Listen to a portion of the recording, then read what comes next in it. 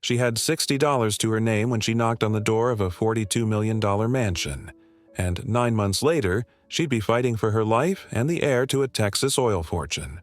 But I'm getting ahead of myself. Let me take you back to the morning Isla Brennan's Honda finally died on the circular driveway of the Aldridge estate, because that's where this whole beautiful, devastating mess began. October in Austin, Texas. Rain coming down like the sky had something to prove. Isla sat behind the wheel of her 2008 Honda Civic, engine smoking, dashboard lit up like a Christmas tree from hell, and stared at the sprawling Mediterranean-style mansion rising out of the hills like something from a fever dream. 42 years old, this place. Older than her by 16 years and worth more money than her entire Oklahoma hometown would see in 3 lifetimes. She had a reference letter from Father Michael folded in her jacket pocket, a teaching degree that meant nothing anymore, and exactly $60.37 in her Bank of America account. The app refreshed every time she opened it, as if the number might magically change. It never did. 3 weeks ago, Isla had been a 3rd-grade teacher in rural Oklahoma. She had students who called her Miss Brennan and drew her pictures of sunflowers. She had a small apartment above a bakery where the smell of cinnamon rolls woke her up every morning. She had a life. Then the school district collapsed. Funding cuts, corruption. The kind of small-town political implosion that makes the local news for one day and then gets forgotten by everyone except the people it destroys. Budget meeting on a Tuesday. Pink slips on Wednesday. Locks changed on the school doors by Friday. Isla's landlord didn't care about the sob story. Rent was due. She was 3 days late. By the end of the month, her belongings were in trash bags on the sidewalk and her keys were in the landlord's hand. So here she was, 26 years old, homeless, applying to be a nanny for a man she'd never met, in a city she'd never lived in, for a child she knew nothing about except what the agency had told her over the phone. 8 years old, hasn't spoken since his mother died. You'd be the 7th nanny this year. Mr. Aldridge is particular. And that's what they called billionaires when they meant difficult, when they meant broken. Isla grabbed her purse, fake leather, strap held together with duct tape, and ran through the rain toward the front door. Gothic archways, limestone columns, windows so tall she couldn't see the tops. The door opened before she could knock, and a woman stood there in a cream-colored silk blouse and pearls that probably cost more than Isla's college tuition. Mid-40s, blonde hair pulled back so tight it looked painful, eyes like a hawk that had just spotted a mouse. You must be the nanny candidate. Not a question, an accusation. Isla Brennan, I have a 2 o'clock appointment with Mr. Aldridge. The woman looked Isla up and down. Soaked clothes, scuffed shoes, desperation barely hidden behind a professional smile, and her lip curled just slightly. Just enough. I'm Veronica Aldridge, Rebecca's sister. I manage the household. She stepped aside, but barely. Isla had to turn sideways to slip past her into the foyer. The inside of the mansion was museum quiet. Marble floors. A double staircase that curved up to the 2nd floor like something out of a movie. Oil paintings in gold frames, old men with stern faces, landscapes that probably cost 6 figures each. The kind of wealth that didn't announce itself because it didn't need to. It just existed, heavy and permanent as gravity. "Wait here," Veronica said, her heels clicking away down a hallway that seemed to stretch into infinity. Isla stood in the center of that massive foyer, water dripping off her jacket onto marble that probably cost more per square foot than she made in a month, and felt the walls closing in. This was a mistake. She didn't belong here. She didn't belong anywhere anymore. Then she heard footsteps, different from Veronica's sharp clicks, slower, heavier. A man rounded the corner and Isla's breath caught. Vincent Aldridge looked like money and misery had a baby and dressed it in a $10,000 suit. Tall, broad shoulders, dark hair going silver at the temples. He had the kind of face that belonged on the cover of Forbes. Strong jaw, sharp cheekbones, eyes that had seen things and decided to stop feeling about them. But there were shadows under those eyes. Exhaustion carved into the lines around his mouth. He looked at Isla the way someone looks at a problem they don't have the energy to solve. "Miss Brennan." His voice was Texas oil money, smooth, deep, controlled. "You're early. My car died in your driveway." The words came out before Isla could stop them. I'm sorry, I can have it towed. Leave it." Vincent waved a hand like he was swatting away a fly. "Gaspar will handle it." Of course there was someone named Gaspar. Of course this man had people to handle dead cars in his driveway. "Let's talk in my study. Veronica will bring tea." Veronica appeared as if summoned, her smile tight and cold. "Of course." The study was all dark wood and leather, floor-to-ceiling bookshelves stuffed with first editions that probably had never been read. Vincent sat behind a desk the size of Isla's old kitchen table and gestured to a chair across from him. She sat. He opened a folder, her folder, she realized, her whole life reduced to a few pieces of paper. Oklahoma State University. Elementary education degree. 5 years teaching experience. He looked up. "No nanny experience." "No, sir, but I've worked with children who've experienced trauma. She stopped, swallowed. "After incidents at the school, lockdown drills that went wrong, students who saw things they shouldn't have seen. I know how to create safe spaces for kids who are hurting." Vincent's eyes narrowed slightly. "Owen isn't hurting. He's broken." The bluntness of it hit Isla like a slap. Most parents dressed it up, used softer language, but Vincent Aldridge didn't deal in soft. His mother died 3 years ago. Private jet crash over the Gulf of Mexico. He watched the news coverage, saw them pull the wreckage out of the water. Vincent's voice didn't waver, didn't crack. He said it like he was reading a grocery list. He hasn't spoken since. "We've had therapists, psychiatrists, specialists from Boston and New York and California. Nothing works. The nannies, they try, they fail, they leave. I need someone who won't leave." Isla leaned forward. "What does Owen need?" "Excuse me? Everyone keeps trying to fix him. But what does Owen need? Not what do the doctors say he needs. What does he actually need?" For the first time, something flickered in Vincent's eyes. Surprise, maybe, or recognition. "I don't know anymore." "Then maybe we should ask him." Vincent stared at her for a long moment, then he stood. "Come with me." They walked through hallways that seemed designed to make people feel small. Past rooms Isla glimpsed through open doors, a dining room with a table that could seat 20, a living room with furniture no one ever sat on.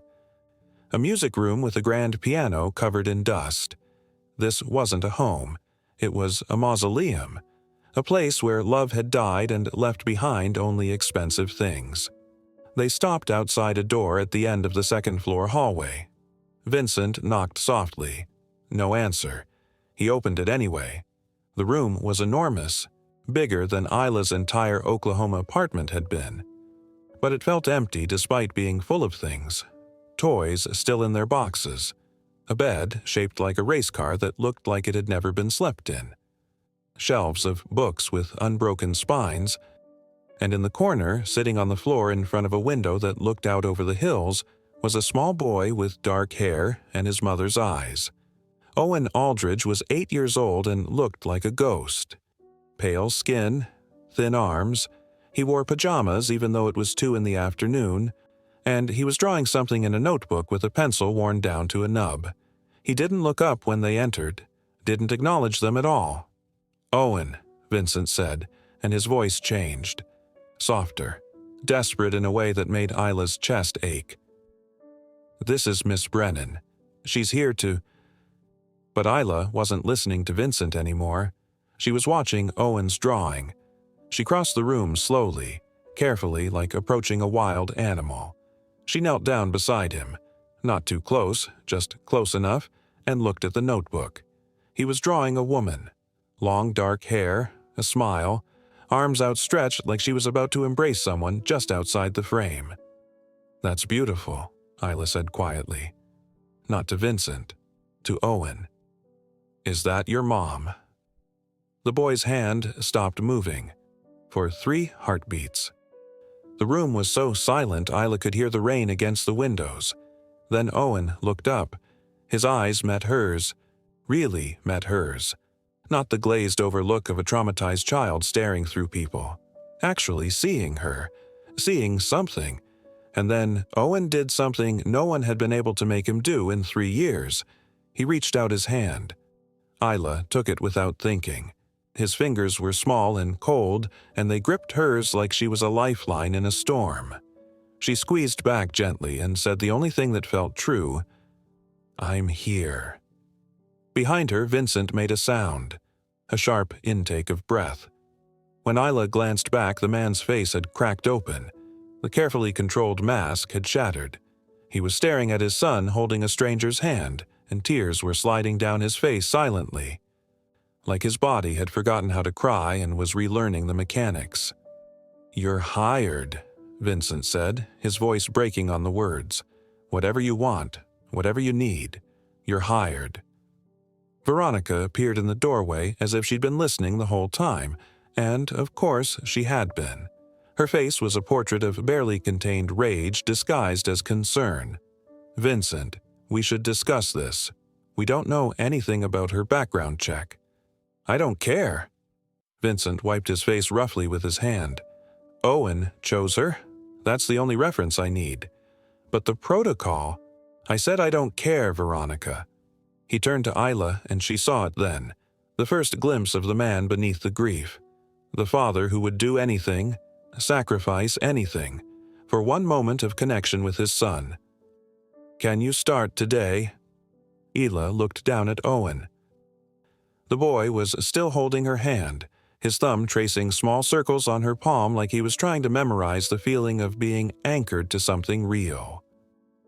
"Yes," Isla said. "I can start today." And just like that, Isla Brennan became a part of the Aldridge household.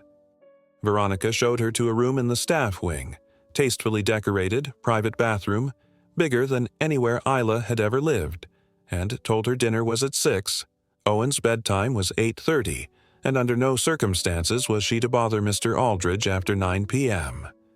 The rules were delivered like threats. Isla nodded and smiled and said, "Of course," to everything.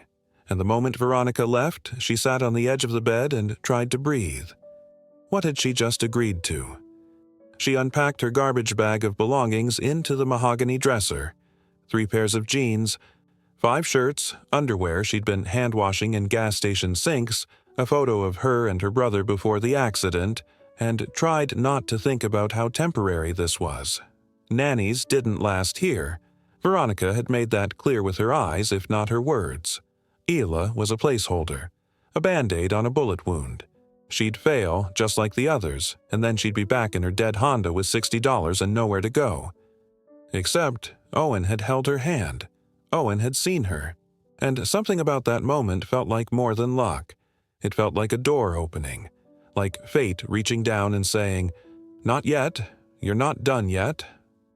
The first week was a dance of learning rhythms and avoiding landmines. Isla woke up at 6, made Owen breakfast. He'd only eat waffles cut into triangles, no syrup, butter on the side, and spent the mornings coaxing him into activities. They didn't talk. He still wouldn't speak, but he'd draw while she read to him. He'd build Lego structures while she did puzzles nearby. Parallel play, the therapists called it. Being together without demanding connection. Isla called it patience. Vincent was a ghost in his own house. He left for the office before 7 and came home after 9, going straight to his study with a whiskey glass and a stack of contracts. Sometimes Isla would hear him on the phone, his voice sharp and commanding as he talked about quarterly earnings and acquisition targets and board votes. That was the Vincent the world saw. The oil tycoon, the billionaire, the man who'd turned his family's company into an empire.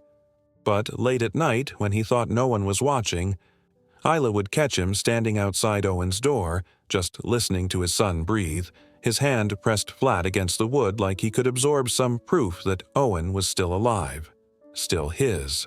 And then there was Veronica, Rebecca's sister, the woman who'd moved into the guest wing to help with Owen and had never left.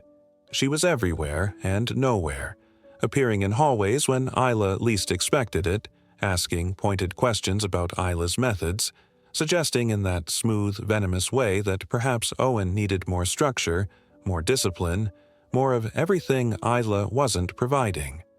She hosted dinner parties where Austin's elite talked about oil futures and charity galas while Owen ate chicken nuggets alone in his room. She signed for deliveries and approved invoices and answered Vincent's phone when he was in meetings. She was playing house, practicing being Mrs. Aldridge. Isla saw the way Veronica looked at Vincent when she thought no one was watching. Hunger, possession, the look of someone who'd been waiting for something for a very long time and was tired of being patient. The first breakthrough came on day 17. Isla had taken Owen outside, rare because he hated leaving his room, and they were sitting under an oak tree in the sprawling backyard. She was reading Where the Wild Things Are, and Owen was drawing in his ever-present notebook. Then, without warning, he turned the notebook toward her. He'd drawn the two of them, under a tree, her reading, him drawing, and above them, in careful child handwriting, "Stay." Isla's throat closed up. Owen. He looked at her with those haunted eyes and pointed at the word, "Stay." Not a question, a plea. "I'm not going anywhere," Isla whispered. "I promise."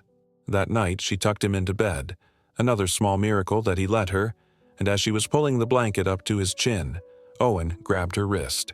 His mouth opened, closed, opened again. And then, for the first time in 3 years, Owen Aldridge spoke. "Isla," he whispered, his voice rusty from disuse. "Stay."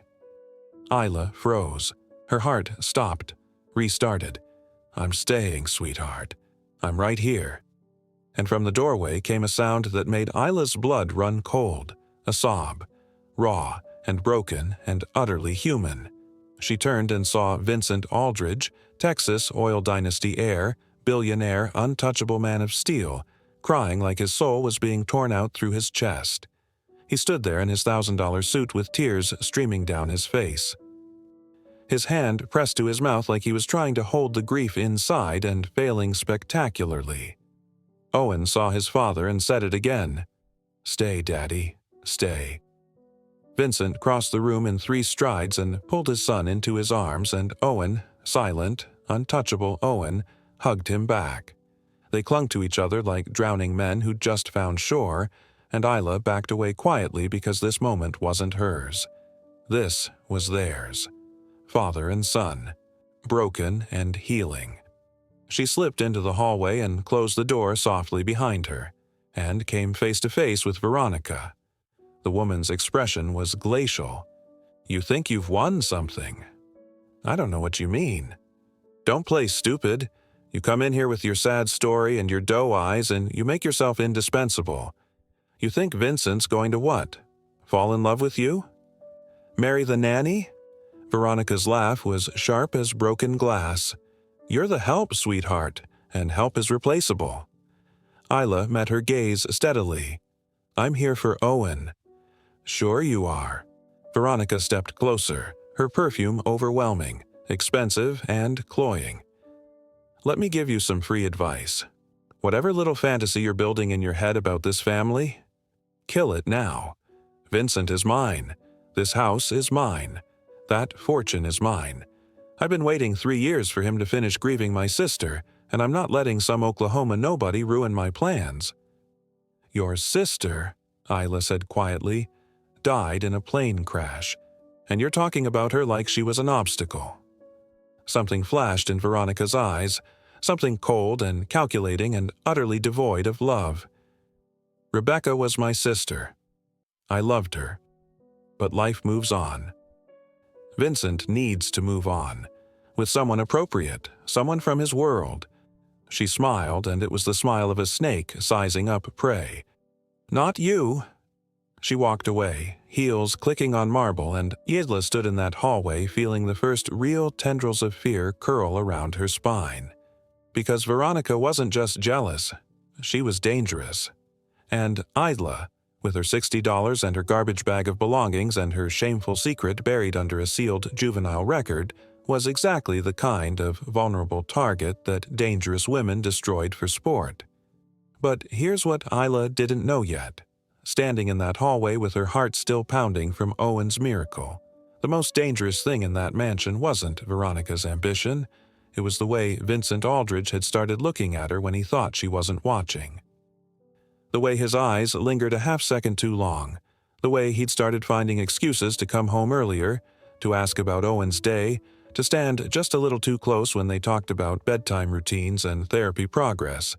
The way he'd started seeing her not as the nanny, but as the woman who'd given him back his son.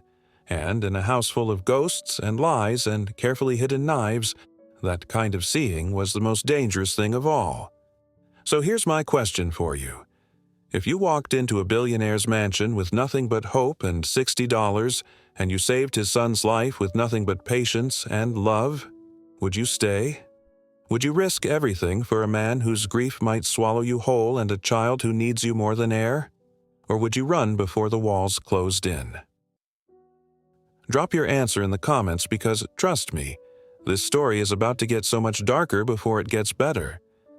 3 weeks after Owen spoke his first words, Isla Brennan made a choice that would destroy everything she'd built, and she didn't even know she was making it. But before I tell you about the night that changed everything, before I tell you about the moment Vincent Aldridge's grief turned into something far more dangerous, you need to understand how love grows in the dark, how it roots itself in the cracks between what's appropriate and what's inevitable, how it becomes the thing that saves you and ruins you in the same breath. It started with conversations. Late October bled into November, and the Texas heat finally broke into something bearable. Owen was improving, slowly, carefully, like a flower opening after a freeze. He spoke in short sentences now. "Good morning, Isla. Can we go outside? I drew this for you." Each word was a small miracle, and Vincent witnessed every single one with the devotion of a man watching resurrection happen in real time. He started coming home at 7 instead of 9, then 6.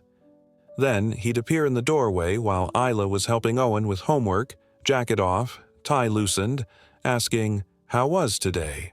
like he actually wanted to know, and Isla would tell him, not the clinical updates the therapist used to give, real stories, how Owen had laughed at a joke, how he'd asked about his mother and Isla had answered honestly. She loved you so much it changed the shape of the world, and Owen had cried but in a good way, a healing way, how he'd started sleeping through the night without nightmares. Vincent would listen with an intensity that made Isla's skin prickle, like her words were the only thing keeping him tethered to earth. Then, one night, November 5th, Isla would remember the date forever. Vincent knocked on her door at 10 p.m. She opened it in her pajamas, old Oklahoma State sweatpants and a tank top, and found him standing there with 2 mugs of tea. "I couldn't sleep," he said simply. "Thought you might want company." She should have said no, should have smiled politely and closed the door and maintained the careful boundary between employer and employee. But Vincent looked so profoundly alone standing in that hallway, and Isla had been alone for so long herself that she recognized it like a native language. "Come in." They sat on opposite ends of her small couch. The staff quarters were nice but not sprawling, and talked until 2 in the morning. About Rebecca. About how Vincent had met her at a charity auction when they were both 25, how she'd been funny and sharp and completely unimpressed by his money, how the jet crash had been sudden, a routine flight to Houston for a board meeting, mechanical failure, 9 minutes from takeoff to impact, and how Vincent had been on the phone with her when it happened, how he'd heard her scream, how that scream lived in his head every single day and he didn't know how to make it stop. Isla told him about her brother. First time she'd told anyone the whole truth. His name was Charlie. He was 14 when it happened. Isla had just gotten her driver's license. Their parents were fighting, again, always, and Charlie begged her to take him to the movies, anywhere away from the yelling. She said yes, even though it was raining, even though she'd only been driving for 3 weeks. The truck ran the red light, T-boned them on Charlie's side. He died before the ambulance arrived. Isla had a concussion and 3 broken ribs and a juvenile record for vehicular manslaughter that got sealed when she turned 18 because, technically, she hadn't broken any laws. The truck driver was drunk and uninsured and got 5 years in prison. But Charlie was still dead, and Isla's parents looked at her for 2 years like she was a murderer until she left for college and never really came back. Vincent reached across the couch and took her hand. Just held it. Didn't say, "I'm sorry," or "It wasn't your fault," or any of the hollow things people say. Just held her hand like he understood that some griefs don't need words, they just need witness. That's how it started. Those late-night conversations became routine. Vincent would knock. Isla would open the door. They'd talk about everything and nothing.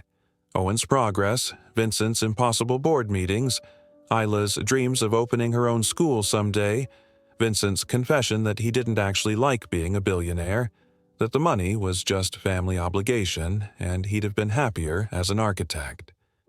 They talked about books and childhood and the weight of carrying ghosts. And slowly, carefully, the space between them on that couch got smaller. But here's what neither of them noticed.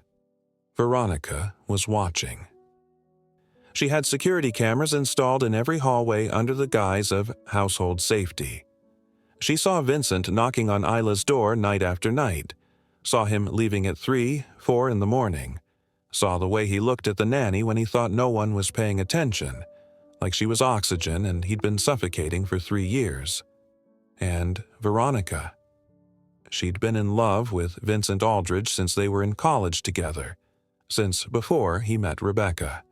She'd introduced them, actually, brought her beautiful younger sister to a fraternity party and watched Vincent fall in love with the wrong sister in real time. She'd been Rebecca's maid of honor at the wedding, smiling through gritted teeth.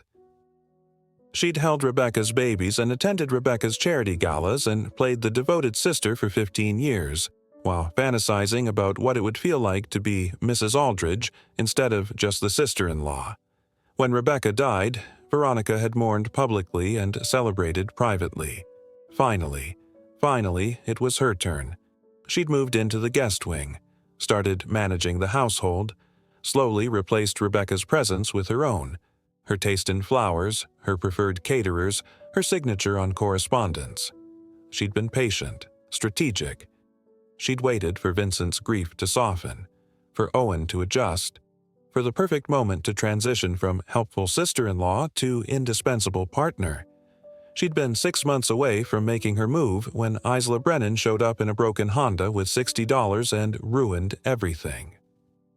So Veronica did what predators do when they sense a threat.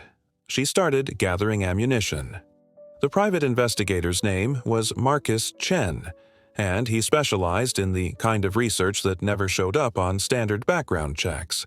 The sealed records, the buried secrets, the past people paid good money to erase.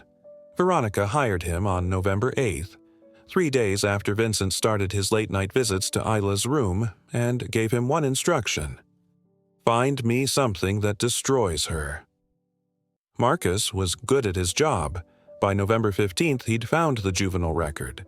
Car accident. Younger brother dead. Vehicular manslaughter charges that got dismissed due to the other driver's culpability, but the arrest record existed. The photos existed. 14-year-old Charlie Brennan's obituary existed. And in the right light, with the right spin, it could look like Isla had killed her own brother and gotten away with it. Veronica smiled when she read the report. Then she made copies. Lots of copies, but she didn't use them yet. Because Veronica understood patience. She understood that timing was everything. She needed Isla to get closer to Vincent, needed them to cross a line that couldn't be uncrossed, needed evidence of an actual affair, not just friendship, because that's what would turn the board against them. That's what would make Vincent look like a fool. That's what would let Veronica sweep in as the voice of reason and claim what should have been hers all along. So, she watched and waited. And on November 23rd, the anniversary of Rebecca's death, Veronica's patience paid off. Vincent had been dreading this day for weeks. Isla saw it in the way he moved through the house like a man walking to his own execution. He took the day off work, first time in 3 years, and spent the morning in Rebecca's old studio, the one room in the mansion he'd left exactly as she'd kept it, easels and half-finished paintings and the smell of turpentine. Owen asked if he could visit his mother's grave, and Vincent took him, and they were gone for hours. They came back at sunset. Owen went straight to his room, exhausted from crying. Vincent went to his study with a bottle of whiskey that had been Rebecca's favorite. Isla checked on Owen. He was asleep, finally. Tear tracks dried on his cheeks, and then stood in the hallway outside Vincent's study, listening to the silence on the other side of the door. She knocked softly. "Vincent?" No answer. She opened the door anyway. Vincent was sitting in the leather chair behind his desk, tie gone, shirt half unbuttoned, staring at a photograph in a silver frame. Rebecca on their wedding day. Radiant. Alive. Vincent had the empty whiskey bottle next to him and a glass in his hand, and when he looked up at Isla, his eyes were shattered. "I heard her scream," he said, voice slurred and broken. "Did I tell you that? I was on the phone with her. We were arguing about something stupid, what restaurant to meet at for dinner, and then she screamed, and the line went dead, and I called back 17 times and she never answered, and I knew. I knew she was gone, and the last thing I said to her was that she was being difficult about the reservation." Isla crossed the room and knelt beside his chair. "Vincent, I can't do this anymore." The glass slipped from his fingers, spilling whiskey across the Persian rug. "I can't be in this house. I can't sleep in that bed. I can't look at Owen without seeing her. I can't—" He broke, completely, sobbing like a man who'd been holding it together for 3 years and finally ran out of strength. "I don't know how to live like this." And Isla, who knew exactly what it felt like to carry that kind of guilt, who understood the weight of surviving when someone you loved didn't, did the only thing that felt human. She climbed into his lap and held him, wrapped her arms around his shoulders and let him cry into her neck and whispered, "You're not alone. I'm here. You're not alone." Vincent's arms came around her waist, crushing her against him like she was the only solid thing in a world made of water. They stayed like that. Minutes, hours. Isla lost track until his breathing steadied and his grip loosened, and he pulled back just enough to look at her. His eyes were red and devastated and completely unguarded, and Isla saw all the way down to the bottom of him. Saw the man beneath the money and the grief and the carefully constructed walls. "You brought my son back to life," Vincent whispered. "How did you do that? I just loved him. Can you teach me?" And Isla didn't know who moved first, her or him or both of them at once, but suddenly they were kissing. Desperate and messy and tasting like whiskey and salt. Vincent's hands in her hair. Isla's fingers clutching his shirt. All the loneliness and grief and need that had been building between them for weeks finally finding an outlet. They stumbled to the leather couch. Clothes disappeared. And Isla made a choice. Conscious or unconscious, she'd spend months trying to figure out which. To give herself to this broken man in this broken moment, because it felt like the only real thing in a house full of ghosts. Afterward, they lay tangled together in silence.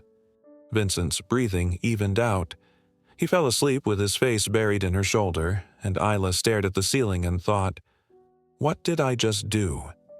She extracted herself carefully, got dressed, covered Vincent with a throw blanket and slipped out of the study at 3 a.m., and standing in the hallway, partially hidden by a marble column, face illuminated by her phone screen, was Veronica. Their eyes met. Veronica smiled, and Isla felt ice slide down her spine. The next morning, Vincent didn't remember, not clearly. He woke up on the study couch with a splitting headache and vague fragments, crying, Isla's arms around him, the taste of whiskey. He found Isla in the kitchen making Owen breakfast, and the way she wouldn't quite meet his eyes confirmed that something had happened. Something they both immediately, silently agreed never to speak about. Because what would they even say? That grief had made them reckless? That loneliness was a weapon that fired itself? That they'd crossed a line that couldn't be uncrossed and now they had to live with it? So they didn't talk about it. Vincent threw himself into work. Isla focused on Owen. They were aggressively, painfully polite to each other. Good morning. How did you sleep? Fine, thank you. Like strangers performing the idea of normalcy. And beneath that politeness was a current of electricity that made every accidental touch feel like lightning. 3 weeks passed. Isla felt increasingly sick in the mornings. Stress, she told herself, just stress from walking on eggshells around Vincent. But she ignored it. She was fine. Everything was fine. Owen was thriving. That was what mattered. Then came the charity gala. December 15th. The Aldridge Foundation's annual winter fundraiser at the Four Seasons.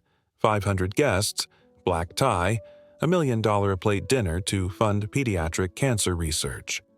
Vincent had to attend. He was the foundation president. Rebecca's legacy project that he'd kept running out of obligation and guilt. Veronica insisted on going as his date, wearing a gown that cost more than a car and diamonds that caught the light like knives. And at the last minute, Vincent asked Isla to come. Owen should be there, he said, catching her in the hallway the day before. This foundation was his mother's dream. He should see it, and he won't go without you. It wasn't really about Owen. They both knew that. But Isla nodded and said, Of course, because what else could she say?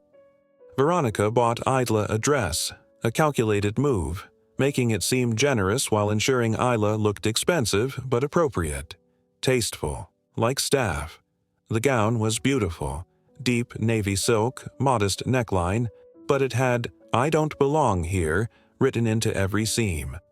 Isla wore it anyway because she didn't have a choice. The gala was everything she'd expected. Old money in tuxedos, waiters with champagne, an orchestra playing something by Mozart. Vincent gave a speech about Rebecca's vision and pediatric care, his voice steady and his face blank, the perfect performance of a man who'd mastered grief through compartmentalization. Owen sat next to Isla at their table, holding her hand under the tablecloth, overwhelmed by the noise and the people but staying because she was there. Then, during dinner, something shifted. A board member, elderly man, oil fortune, friend of Vincent's father, leaned across the table and said to Vincent, That young woman you've hired for Owen. She's remarkable. The boy seems transformed. Vincent glanced at Isla. Their eyes met, and something in his face cracked open. She is remarkable. Another board member chimed in. You're lucky to have found her. Good help is impossible these days. Help? The word landed like a slap. But Vincent's jaw tightened. Isla isn't help. She's... He paused, searching for words. She's the reason I have my son back. She's family. The table went silent. Veronica's fork froze halfway to her mouth, her eyes narrowing.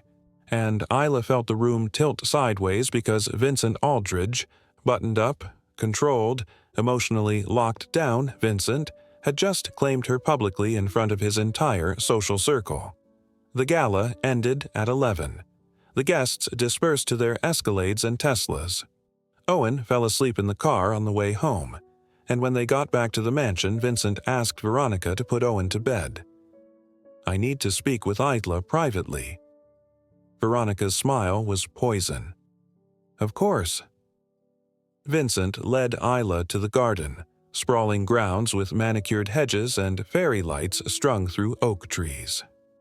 December in Austin was cold enough for jackets, but not brutal. And the stars were scattered across the sky like someone had spilled diamonds.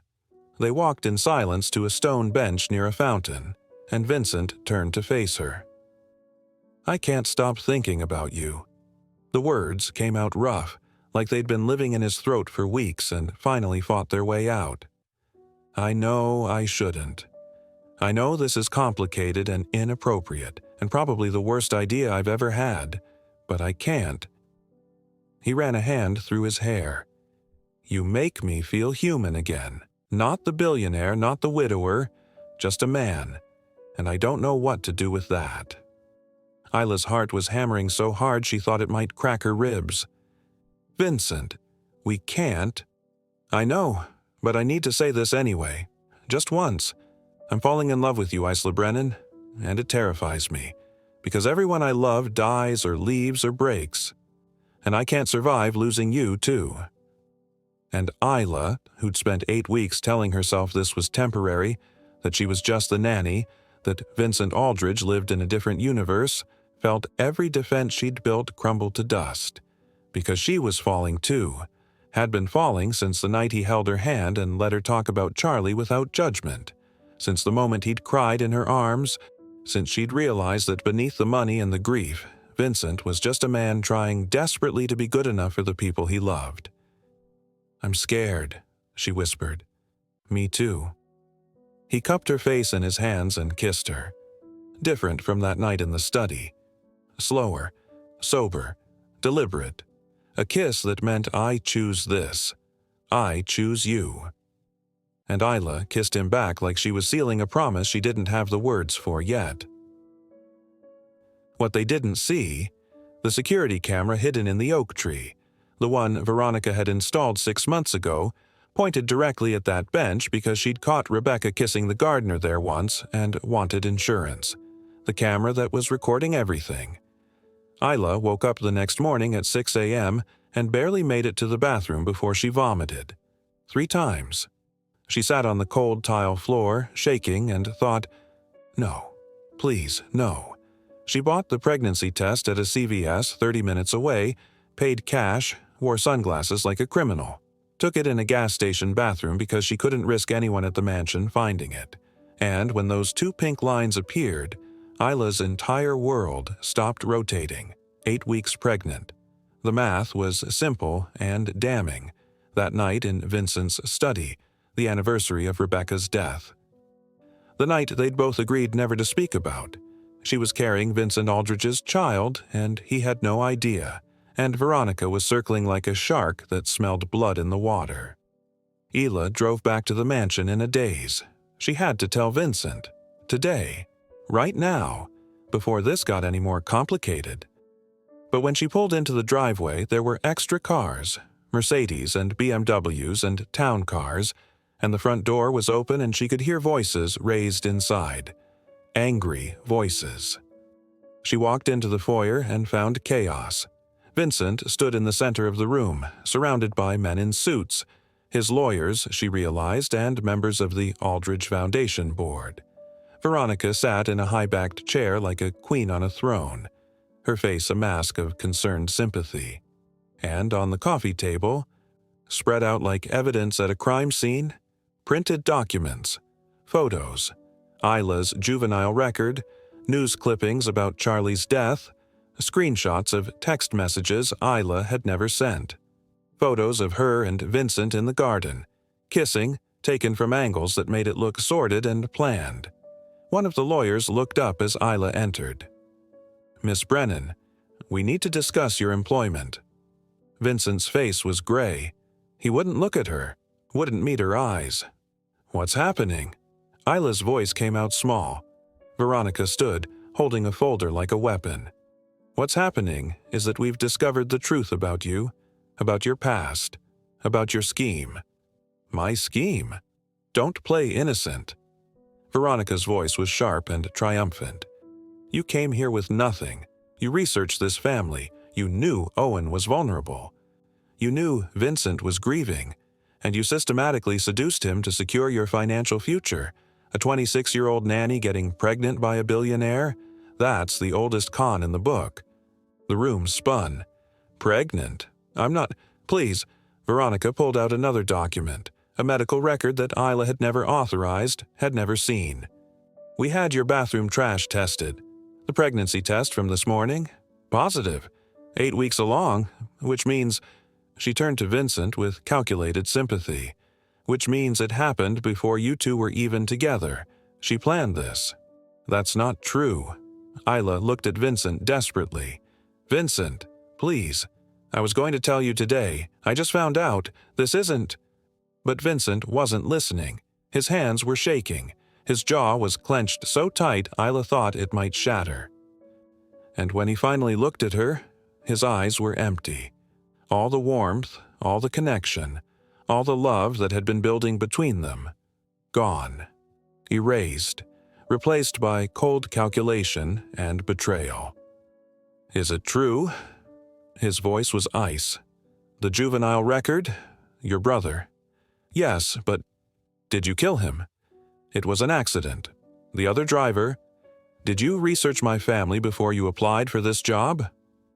Isla froze, because she had. Of course she had. She'd Googled Vincent Aldridge and read articles about Rebecca's death and looked at photos of the mansion. Anyone applying for a job would do that. But in Veronica's narrative, basic research looked like reconnaissance, looked like a con. Answer the question, one of the lawyers said. I looked you up online, but that's not… And you're pregnant. Vincent's voice cracked on the word. With my child, and you didn't tell me. I just found out this morning. I was coming to tell you right now. Convenient, Veronica murmured. Right after the gala where Vincent publicly called you family. Right after the board started asking questions. Perfect timing. And Isla saw it then. The trap. Perfectly constructed. Inescapable. Every true thing about her life twisted into evidence of malice. The juvenile record she'd never hidden but never advertised. The pregnancy that was real but unplanned. The kiss in the garden that had been captured and weaponized. Veronica had taken the truth and turned it into a lie so convincing that even Vincent, who'd held her and kissed her and said he was falling in love, believed it. Vincent stood, walked toward her. And Isla thought for one desperate second that he was going to hold her, believe her, choose her. But he stopped 3 feet away, close enough that she could see the death of trust in his eyes. Take whatever money you need, he said quietly. Enough for the baby. For a fresh start somewhere far from here. My lawyers will draft a non-disclosure agreement. You'll sign it. You'll leave tonight. And I never want to see you again. The words hit like bullets. Vincent, please. Get out, he roared it, lost control completely. Get out of my house, Isla ran, through the hallway, up the stairs, into her room. She threw her belongings into the same garbage bag she'd arrived with, full circle, cruel symmetry, and heard Owen's voice from his doorway. Isla. She turned. The boy was standing there in his pajamas, confused and scared. Where are you going? I have to leave, sweetheart. But you promised. You said you'd stay. And Isla's heart shattered into pieces so small she didn't think they'd ever fit back together. I'm so sorry. She kissed his forehead, ran down the stairs, threw the garbage bag into her Honda, miraculously repaired by Vincent's mechanic weeks ago, and drove away from the Aldridge mansion at 11:43 a.m. on December 16th, with 8 weeks of Vincent's baby in her belly and $67 in her bank account. Behind her, Veronica watched from the window and smiled. So here's what I need you to tell me. If someone fabricated evidence to destroy you, if the man you loved believed lies over truth, would you fight back? Or would you disappear and raise that baby alone, protect them from a world that had already proven it couldn't be trusted? Drop your answer in the comments, because Isla Brennan's about to make a choice that will haunt her for months, and when Vincent finally discovers the truth, the confrontation will be nuclear. 6 months. That's how long it took for Vincent Aldridge to realize he destroyed the only real thing in his life since Rebecca died. 6 months of living in a mansion that felt like a tomb. 6 months of watching his son slip back into silence, refusing to speak, refusing to eat, refusing to be consoled by anyone because the one person who'd brought him back to life was gone. 6 months of signing contracts and attending board meetings and lying awake at 3 a.m., wondering if he'd made the biggest mistake of his life. But here's the question that'll determine everything.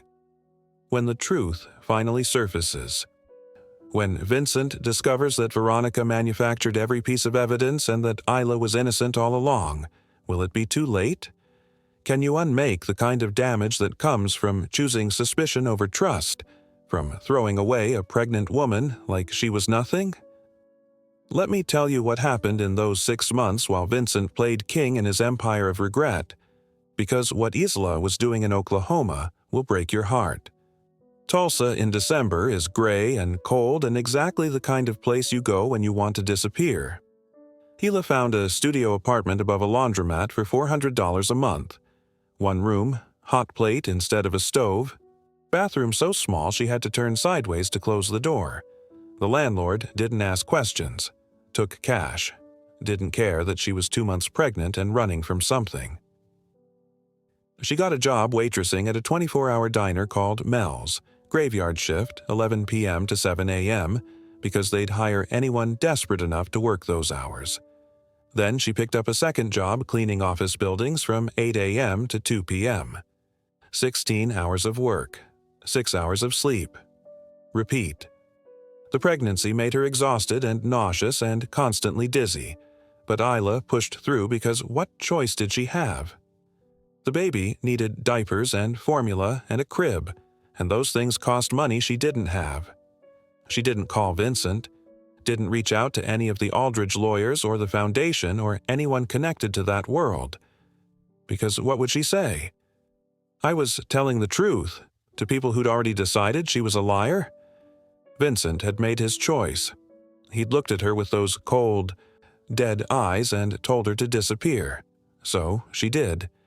She disappeared so completely that sometimes she'd catch her reflection in a window and barely recognize herself. This hollow-eyed woman with a growing belly working herself to death because stopping meant thinking, and thinking meant remembering Owen's face when she left, and remembering that meant breaking. But Tulsa had one thing Austin didn't: a woman named Grace who managed the laundromat downstairs. Grace was 63, black, had raised 4 kids alone after her husband died, and had a radar for young women in trouble. She brought Isla casseroles, made her sit down and eat, asked questions that weren't invasive, just human. You got family? Not really. The baby's father around? No. Grace nodded like she understood everything Isla wasn't saying and said, You're stronger than you know, honey. You'll get through this. Isla wanted to believe her. But at 3 months pregnant, then 4, then 5, working 2 jobs and barely sleeping, she felt like a wire stretched so tight that 1 more pound of pressure would snap her in half. Meanwhile, in Austin, Vincent was building his own kind of hell. Owen stopped speaking the day after Isla left. Just stopped. Went back to that silent, unreachable place he'd lived in for 3 years before Isla arrived. Vincent hired new therapists, tried new medications. Nothing worked. The boy would sit in his room drawing pictures of a dark-haired woman with sad eyes, and Vincent would stand in the doorway feeling like he was watching his son drown and didn't know how to swim himself. The nannies came and went, 12 in 6 months, each one lasting less than 2 weeks before Owen's silent rejection drove them away. Veronica suggested boarding school. He needs structure, professional care. You're too emotionally compromised to make good decisions.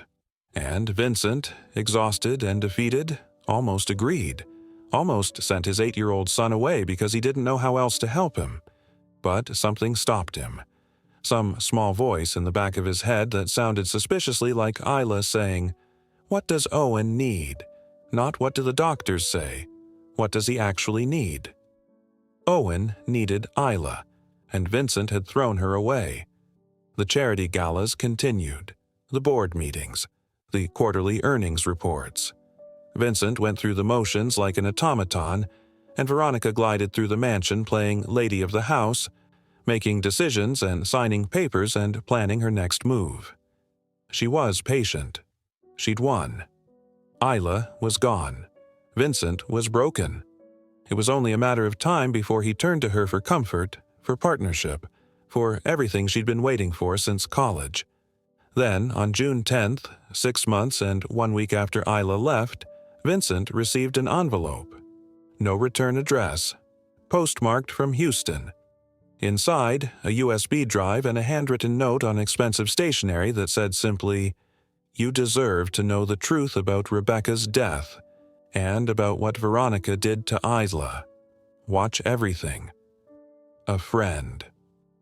Vincent stared at that USB drive for an hour before he plugged it into his laptop. And when he did, when he started watching the files, his entire world exploded.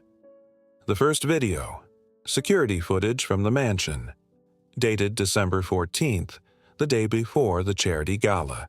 Veronica in her room on the phone with someone. "I don't care what it costs, Marcus. I need text messages that look like she was planning this. I need her medical records. I need everything we discussed." A pause. "Yes, I understand it's illegal. Do you want the 50,000 or not?" Vincent's hands started shaking. The second video. Veronica meeting with the private investigator in a parking garage, handing him an envelope saying, "Make sure it looks convincing. The juvenile record is real, but the gold digger narrative needs support. Fabricate whatever you need." The third video. Veronica at Rebecca's funeral 3 years ago, talking to Rebecca's sister Catherine in a corner of the church. Catherine was crying.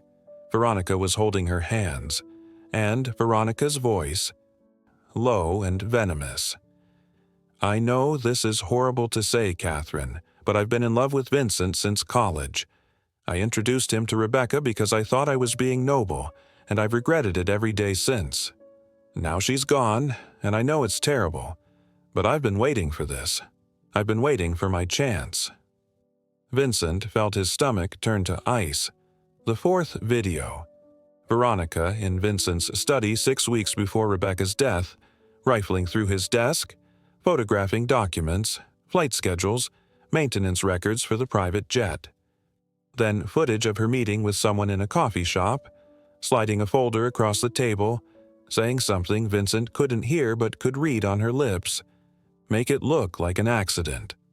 The room spun. Vincent watched the video 3 more times, trying to convince himself he was seeing it wrong, that it meant something else, anything else. But there was no other interpretation. Veronica had sabotaged Rebecca's jet. Veronica had murdered his wife, and then she'd framed Isla to protect her position. Vincent unplugged the USB drive with trembling hands, walked to his desk, pulled out a bottle of scotch and drank straight from it because his hands were shaking too badly to pour a glass. Then he called his head of security and said 5 words. "Find Veronica. Detain her. Now." Within 2 hours, Veronica was in Vincent's study with 2 security guards blocking the door. She walked in smiling, thinking she'd been summoned for something mundane. "Vincent, what's this about?" He played the videos. All of them. Watched her face go from confused to pale to calculating. When they finished, Veronica sat very still, her hands folded in her lap like a lady at tea. "Where did you get those?" "Does it matter?" Vincent's voice was quiet, deadly. "You killed Rebecca. You framed Isla. You destroyed everything. You don't understand." "I understand perfectly." He stood, towering over her. "You've been playing a long game, 15 years. You introduced me to your sister knowing you wanted me for yourself. You waited for her to die, and when she didn't die fast enough, you helped it along. Then you saw Isla as a threat and eliminated her using lies and fabricated evidence. Tell me I'm wrong." Veronica's mask finally cracked. She was going to take everything. Some Oklahoma nobody with a tragic backstory and puppy dog eyes, and you were falling for it like a stupid, grief-stricken fool. I've been here for 3 years, Vincent." 3 years. Raising your son, managing your household, standing by your side, and you didn't see me. You never saw me. But you saw her after 3 weeks? Because she was real, Vincent roared. She loved Owen. She loved me, and I destroyed her because I believed your lies. She was pregnant with your bastard. She was carrying my child, and I threw her out like garbage. Vincent's voice broke. I have to find her. I have to fix this. Veronica laughed, sharp and bitter. Good luck. I made sure she'd never come back. That non-disclosure agreement your lawyers drafted? I added a clause. If she ever contacts you or Owen again, she forfeits any claim to child support and faces legal action. She signed it to get the money to leave. She's gone, Vincent. And even if you find her, why would she take you back? The question landed like a bullet because it was true.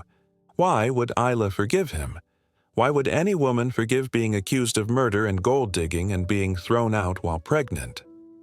Vincent had asked himself that question 1,000 times since watching those videos, and he didn't have an answer. He just knew he had to try. He called the police, handed over the USB drive. Veronica was arrested that night. Fraud, conspiracy, and as a person of interest in Rebecca's death pending further investigation. The footage was enough for a warrant. The investigation would take months, maybe years, but Veronica Aldridge was going to prison. That chapter was closed. Now Vincent had to find Isla. He hired a different private investigator, this one with ethics and a reputation for finding people who didn't want to be found. It took 3 weeks. 3 weeks of dead ends and false leads and Vincent slowly going insane with guilt and desperate hope. Then the investigator called. Found her. Tulsa, Oklahoma. Working 2 jobs. 7 months pregnant. She's not in good shape, Mr. Aldridge. Vincent was on a plane within 2 hours. Private jet, the irony wasn't lost on him, flying to Tulsa with Owen because the boy had overheard the conversation and refused to be left behind. I want Isla, Owen had said. First words in 6 months. I want Isla back. Me too, buddy. Me too. They landed at noon. Drove to the address the investigator provided, a rundown building above a laundromat in a neighborhood that made Vincent's chest tight with guilt because Isla should never have been here, should never have been reduced to this. He knocked on the apartment door with Owen standing next to him, both of them holding their breath. Isla opened the door in a Mel's Diner uniform, 7 months pregnant, exhausted, and when she saw them, her face went through every emotion in 3 seconds. Shock, joy, fear, anger, pain. No, she whispered, you can't be here. Isla, Vincent started, but Owen pushed past him. Isla. The boy threw himself at her, wrapping his arms around her waist as best he could with her belly in the way. You left. You promised you'd stay and you left. Isla was crying now, holding Owen, stroking his hair. I'm so sorry. Sweetheart, I'm so sorry. Come home, Owen begged. Please come home. And Isla looked at Vincent over Owen's head, her eyes full of betrayal and exhaustion and a pain so deep he felt it in his bones. You threw me away. You looked at me and decided I was a liar and you threw me away. I know. Vincent's voice was wrecked.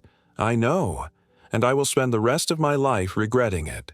But Isla, I found the truth. Veronica fabricated everything. She killed Rebecca. She framed you. She's been arrested, and I know. His voice broke. I know I don't deserve forgiveness. I know I failed you in the worst possible way, but our daughter deserves better than this. Owen deserves better, and you... He dropped to his knees right there in the hallway. You deserve everything I didn't give you. Trust, belief, love without conditions. Isla stared down at him, and Vincent saw her warring with herself. Saw the part that wanted to forgive and the part that wanted to slam the door and never look back. Why should I believe you now? You believed Veronica over me. You chose her lies over my truth. Because I was scared." Vincent looked up at her, tears streaming down his face. "Because loving you meant risking losing someone again, and I couldn't survive that. So when Veronica gave me an excuse to push you away, I took it. I was a coward, and I broke something precious because I was too afraid to protect it." "You broke me," Isla whispered. "I know, and I will spend the rest of my life trying to earn back what I destroyed. If you let me, if you give me the chance. I'm not asking you to marry money or power or any of the Aldrich Empire. I'm asking you to give a second chance to a man who's learning to be worthy of you." Isla looked at Owen, still clinging to her, looked at Vincent on his knees, looked at the tiny apartment that had been her prison for 6 months. And she made a choice. "I forgive you," she said quietly. "Not because you deserve it, but because our daughter deserves to know her father, and because I'm tired of running. But Vincent..." Her voice turned steel. "We're starting over, not as Billionaire and Nanny, as equals, as partners. You don't get to make unilateral decisions about my life ever again." "Never again," Vincent promised. "I swear it." 2 months later, Isla gave birth to a baby girl in Austin. Not at the mansion, but at a regular hospital with regular doctors, because Isla insisted on normal. Vincent was there. Owen was there. And when the nurse placed that tiny, perfect human in Isla's arms, Vincent saw his second chance wrapped in a pink blanket. They named her Rebecca Grace, for the mother Owen lost and the woman who'd saved Isla in Tulsa. And when Owen held his baby sister for the first time, he looked at Isla and whispered, "Mama's home." Not Isla. Mama. Isla's eyes filled with tears. "Yeah, sweetheart. Mama's home." Vincent and Isla got married 3 months later in a courthouse ceremony. No mansion wedding, no society event, no spectacle. Just them and Owen and baby Rebecca and a judge who pronounced them husband and wife. Afterward, they went to Mel's diner in Tulsa and had pancakes because that's where Isla had survived, and Vincent needed to honor that. Needed to remember that his wife was a woman who'd worked 2 jobs while pregnant rather than beg him for help. That kind of strength deserved respect, not rescue. They moved out of the Aldrich mansion. Too many ghosts, too much Veronica, and bought a normal house in the suburbs. 4 bedrooms, a yard, a swing set. Vincent still ran the company, but he did it from home 3 days a week. Isla started taking online classes toward her master's in education. Owen went to public school and made friends and talked constantly, making up for lost time, and Rebecca grew up in a house full of laughter and messy dinners and parents who'd learned the hard way that love means choosing trust even when fear tells you to run. Veronica. She was convicted of fraud and conspiracy. The investigation into Rebecca's death was ongoing, but the evidence was damning. She'd spent at least a decade in prison, possibly more. The last time Vincent saw her was at the sentencing hearing. She looked at him across the courtroom and mouthed, "I loved you." And Vincent mouthed back, "You don't know what love means." The final scene of this story, if you want to call it that, though really it's just the beginning of their next chapter, is this. A Sunday morning. Isla making pancakes in their normal person kitchen while Owen sets the table and Rebecca bangs a spoon on her high chair tray and Vincent stands in the doorway just watching. Watching his wife flip pancakes with their daughter's laughter in the background and his son humming off key and feeling for the first time in years like he's exactly where he belongs. Isla catches him staring and raises an eyebrow. "You good?" "Yeah," Vincent says. "I'm good." And he is. Not because everything's perfect, not because the past doesn't hurt, but because he chose the harder thing, accountability, humility, the slow work of rebuilding trust, and it gave him back his life. So here's my final question for you, and I really want you to think about this. Could you forgive someone who threw you away at your most vulnerable? Would you take back a man who chose suspicion over trust, who believed lies about you without even asking for your side? Or would you have kept that baby secret forever and built a life without him? Drop your honest answer in the comments, and I mean honest, not what sounds noble but what you'd actually do. And if this story made you feel something, anger, hope, vindication, anything, do me a favor. Hit that subscribe button and turn on notifications because I've got more billionaire stories that'll make you question everything you thought you knew about power, love, and second chances. Stories about people who have everything and nothing all at once. Next week, I'm bringing you the story of a tech billionaire who faked his own death to escape his wife's murder plot. And you will not believe how that ends. But more importantly, tell me in the comments, Team Isla or Team Vincent? Do you think she forgave him too easily, or was it the right choice for their daughter? And what would you have done to Veronica if you were in Vincent's position? Justice through the courts or something more personal? I read every single comment, and your answers help shape which stories I tell next. This is the messy, complicated, beautiful truth about second chances. They only work if both people choose to be different than they were before. Vincent had to learn that money can't fix broken trust. Isla had to learn that forgiveness doesn't make you weak. It makes you free. And together, they had to learn that family isn't about perfection. It's about showing up even when it's hard. Especially when it's hard. So drop that comment, smash that subscribe button, and I'll see you next week with another story that'll keep you up at night wondering what you'd do in their shoes. Because that's what these stories are really about. Not the billions or the mansions or the private jets, but the human moments in between.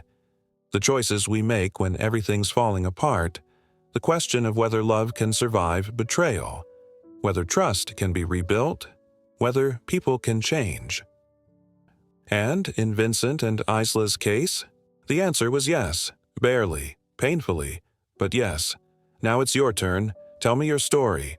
I'm listening.